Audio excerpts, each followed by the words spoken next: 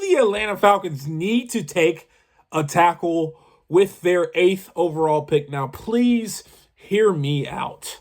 A lot of people are saying Joe Alt is the offensive lineman of the future. At 6'9", 320, he is one of the blue chip prospects, and people argue one of the better prospects as an offensive tackle since Penei Sewell. And so a lot of people are not really putting a high value on him just because we're going to have this crazy run at quarterback. Now, when it comes to the Atlanta Falcons at 8, the only team that could potentially take an offensive tackle before the Atlanta Falcons is the Tennessee Titans. Now, a lot of people are saying they are probably going to take Joe Alt there, but if they move out of that position or if they decide to draft someone else, the question begs itself. Do the Atlanta Falcons take Joe Alt at number 8? Now, a couple things to this I would say. If Joe Alt is there at number 8, there will probably be a lot of teams moving up to get him. So I think, number one, the Atlanta Falcons could probably trade back and get some value there. But beside that point, if Joe Alt is there at number 8, I think the Atlanta Falcons should potentially really think about drafting him there, because here are the reasons why.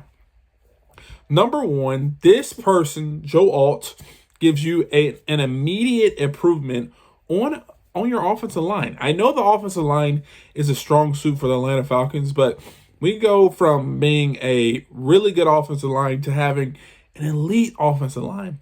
Now, the question comes with Caleb McGarry, and what do? I think you end up flipping him for a late round pick and then bring in Joe Alt. And there's nobody here that's going to argue that Joe Alt is better than Caleb McGarry.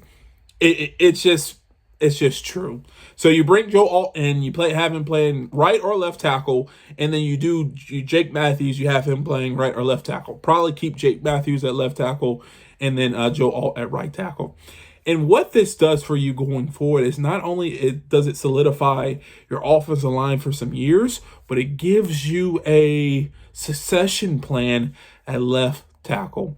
Now, in regards to our left tackle, Jake Matthews, we've all kind of forgotten about him, which is good. You don't want to hear about your left tackle. He's been a guy that's been playing well for us for a long time, but he's getting up there in age. He's 32 years old. He's not going to be able to play left tackle for the rest of his life. And so to have Joe Alt to be there to success him is a good idea, I think. Talking about getting a blue chip left tackle that a lot of people are not talking about just because the run of quarterbacks that will happen. In any other draft, Joe Alt will be a top 3 pick, but since we have so many quarterbacks coming out, he's falling and falling and falling. And I think if Tennessee passes on him, Joe Alt will be a potential good fit in the Atlanta Falcons scheme.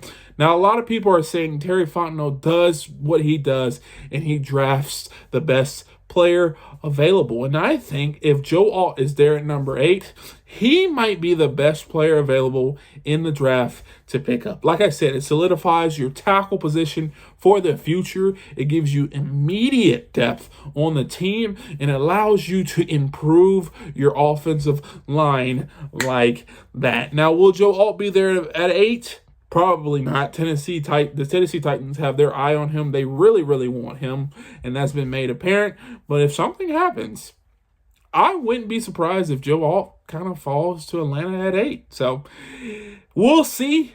Nobody knows who Atlanta is drafting, but if you want to go with the idea of the best player available, like many people think Terry Fontenot will do, Joe Alt is probably going to be the best player available at 8 if he doesn't get drafted before.